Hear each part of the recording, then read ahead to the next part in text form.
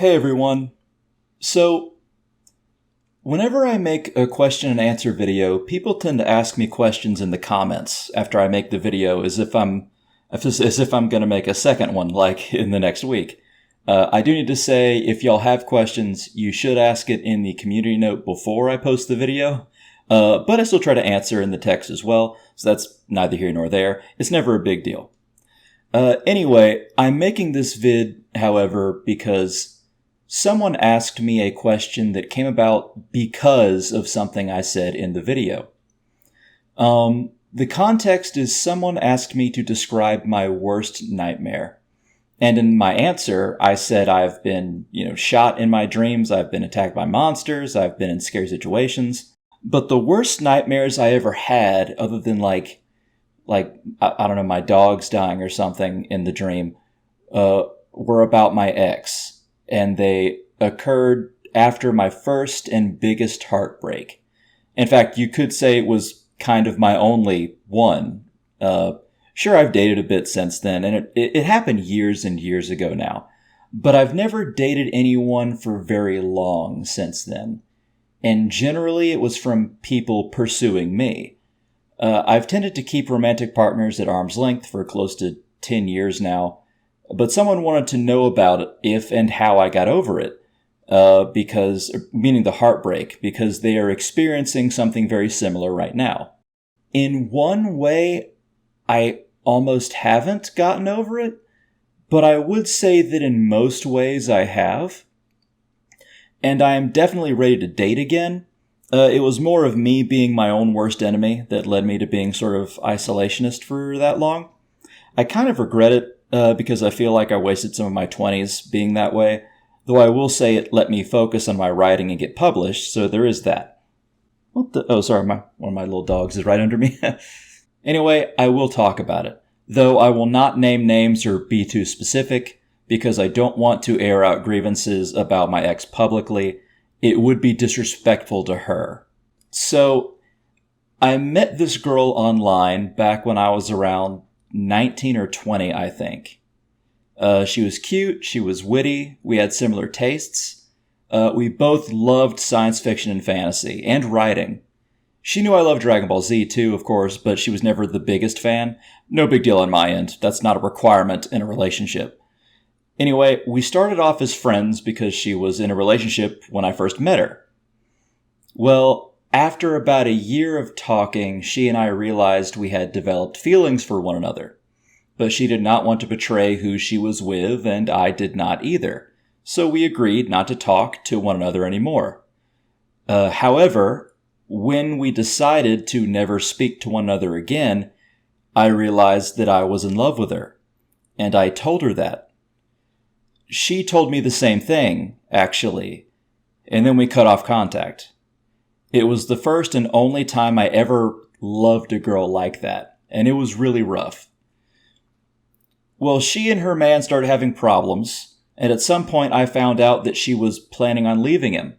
But he had proposed to her on Christmas in front of, I forget it was her family or his family, I think it was his family, and she said yes. And since she said yes, she couldn't then say no and leave him for me. And I find all this out like a month or two after we decided to never speak again, when she confessed what happened. Well, she gave him the ring back and left him for me, and we started dating online. Even hundreds of miles away, it was the best time of my life. And eventually I flew over to date her in person.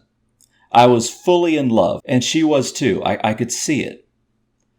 Well, after about 2 years, she up and broke my heart. She had remained in contact with her ex, and he was always just a few doors away. Their families were close, and eventually she realized if she chose me, or chose me permanently, she would have to compromise her family and his family, and my presence would shake up her world too much. And to be fair to her, she was also dealing with a lot. And also, because I could also not stay over there forever, eventually I would move or she would move, was the plan. But at the time, I couldn't fly over and just stay there perpetually. Well, after I had gone back home for a bit, she told me she could not be with me anymore, and she wanted to be with her then ex. She wanted to spend her life with him instead, or that's what she told me. 10 months or so down the line after that, she told me that she was mostly convincing herself that when she was with me, the emotions were too strong and raw, which, at the time I didn't say, but I felt like that's what love is. Okay, so you feel more powerfully when you're with me than with him. That is love. I don't understand. But, I didn't say that at the time because we had already fought over this for a while. Well, to add some context, during the years I was with her, both here and over where she was, my life had taken a turn for the worse. It was during the housing crisis, actually, and my parents, or at least the latter part of the housing crisis. The housing crisis was 2008. This was from 2010 to 2014. My little brother was acting out. My parents were having some problems. Needless to say, in the span of a year and a half, I lost my house, my job, my car, my dog, my leopard gecko I'd owned since I was 11, and I had to sleep in living rooms and basements. But I stayed afloat because I wanted her, and nothing else, really.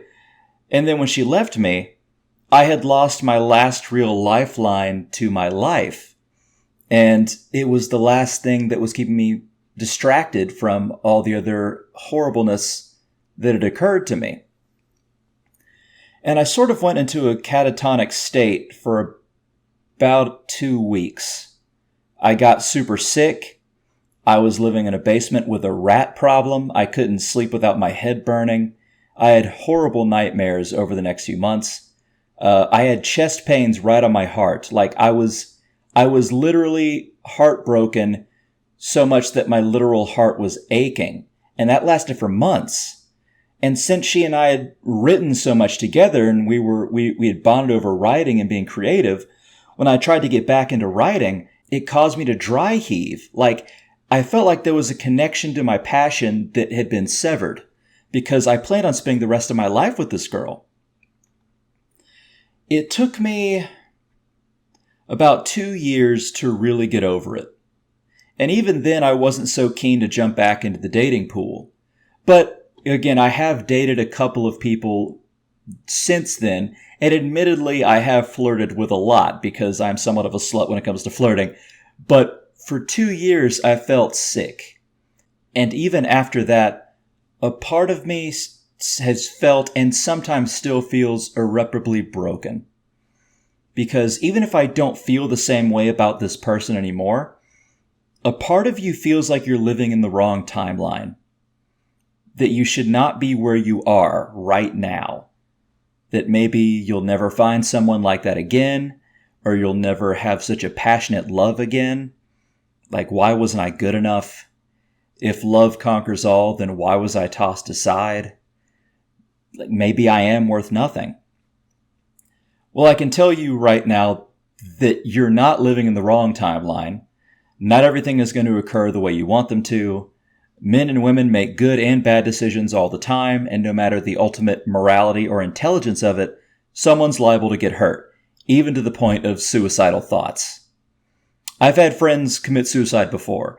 I had a good friend that I knew in high school. I went to see a few movies with him during college, even though we went to different colleges. He was actually one of the few kids in my high school that talked to me about Dragon Ball Z. Almost no one else did. I remember I had my arms in my shirt at one point during a class because it was cold. And when I slipped them back out, he called me Piccolo like I was regenerating my arms. His name was Keenan. He actually recommended me the anime Darker Than Black a few months before he shot himself. I still haven't seen it. And that was literally 10 years ago now. I need to, but I know I'll be sad when I do, which is kind of why I haven't done it yet. I remember going to see him after I heard what happened when he was still in the hospital. It was just starting to snow, and all of our mutual friends were in college an hour away. And with the snow, they couldn't make it. So I drove to the hospital while while the streets were beginning to get icy. And, I hugged his family. I prayed about him. I said my goodbyes just in case. I've seen his dad every now and then since then around town. I always notice they have the same smile. The reason I'm mentioning Keenan is because there are things in life we go through that we tell no one about, that could be so overwhelming that we simply can't handle it anymore. Keenan went through that. He had actually been suicidal a few years before he actually went through with it. That was from a breakup too. Not when he did it, but when he was suicidal before that. That was from a breakup in high school that me and another mutual friend named Alex went and helped him out with. And there were times when I thought I was going to do that too. But you got to remember that this life has the good that goes with the bad. And the most important thing to realize is that your head is your own worst enemy, particularly during a breakup. See, when you get your heart broken, your body goes through withdrawals. Your mind is used to the dopamine and other chemicals that come with love and infatuation. And when you're cut off, your system goes haywire. It takes time for you to feel right. No matter what mental exercises you do, you just got to give it time. You got to treat it like a drug, because that is what it is pretty much. The best advice I can give you is to do your absolute best to let go. And by letting go, I don't mean to just get mad or be derisive or dismissive of what you had, but just do your best to just move on and don't focus on them or the relationship anymore. Because the longer you check on their social media or catch a glimpse of them or daydream about them or daydream about what you had, the longer it's going to hurt. You're doing nothing but prolonging your own suffering. Hell, even if there's a chance you'll get back with this person one day, you obsessing won't make it happen any faster. So, my advice is cry when you need to, get outside and interact with people, exercise, because working out or exercising in any way is healthy for your mental state. Don't overload on sugar, make healthy choices, and just let some time go by. As long as you do your best not to dwell on it or go back to get your fix by thinking about her or looking her up, you'll be right as rain way quicker. And also, I need to emphasize that even after the breakup, even after you've waited, even if you don't feel like you'll think about them anymore, don't just get into another relationship to have another relationship. You should not be with someone because you're lonely. Loneliness is also something that occurs because your body is going through more withdrawals. You have a biological imperative to be with somebody, generally. Now, I'm not saying you should never try to date again because you think a girl's cute. What I'm saying is commit to someone because they're right for you, not because you're lonely. You can start dating, but only start dating when you're ready. And when you're ready, don't just commit for long term because you happen to be compatible or you happen to not want to kill each other. Make sure it's with someone who's right for you as well. Now, I do want to add to all this, I am a Christian. In fact, my dad's a Baptist minister, or he was for 40 years. He retired pretty recently, I think about a year ago now, maybe 2 years ago. Now, I would not say I'm a typical Christian, but I do believe. I won't proselytize, but there were so many times during my depression, after my heartbreak, that I believe God made it possible for me to get out of an endless slump. I'll give 2 quick examples. A month after she broke my heart, she messaged me again saying I was right because her boyfriend cheated on her. But then she told me she could not trust me because she found it hard to trust anyone. Now, intellectually, I understood that she lost her trust in people in general. But, from my perspective, I was also extremely angry because I had never been unfaithful to her. It was that guy that had been unfaithful. And then she said that, but yeah, she said she couldn't trust me. Well, I got the sense that I should just leave it be, and so I did. Then another month goes by, and I message her again. And I remember I was sitting on a bench at a dog park when I did it. And when she replied, she said she was still with her boyfriend, that they had worked it out even though he had cheated. Then I remember feeling heartbroken all over again, like I had missed my opportunity, like I should have kept in contact with her, I should have made her realize that was a dumb decision. I could have had her again. But as I was feeling heartbroken a second time and I was about to simply turn the device off, this guy was walking behind me, talking on a cell phone, and I heard his voice, and he never looked at me. He just kept on walking by, but he walked close enough for me to hear him say, "Don't stop. Walk into it." And he wasn't talking to me, he was talking on his phone. But I felt like that message was from God. And I did keep talking, taking it all in and ripping this Band-Aid off. And it helped. I mean, obviously it hurt even more, but I felt like if I just lived in denial, it would have taken much longer for me to get better. And I also remember a month after that, I was in my bed, I was going to sleep, and I felt like crying. I think I did cry. And I prayed. It was 3 months after the breakup. I had felt like shit every day. I said, whatever you want, whatever you will of me, Lord. I don't care what I want anymore. I am too depressed. I'm too suicidal. I'm too sick. Just tell me what to do. I'll do whatever you want me to do. I don't care anymore. It's almost like when like in the dub when Vegeta says he doesn't care anymore and then he becomes Super Saiyan. Within days, I got a job offer at the company that I still work for right now. I moved out of the basement fairly quick after that and moved into an apartment with my best friend. And here's the thing. Whether you're a Christian or an atheist or a Jew or a Hindu, my experiences mean one of two things. Either one, there is a God and those things happen at the right time for the correct reasons, or two, there isn't one, but that means those good things that happened to me would have happened whether or not I was feeling like shit. So you might as well do your best to not feel like shit. Obsessing over your anxiety accomplishes nothing but prolonging your suffering. Again, our minds are our own worst enemy. Never forget that. If you're going through a breakup, it won't be easy. Give yourself time. Let yourself grieve, because in a way it is a certain kind of grief. Let yourself feel angry. It's all natural.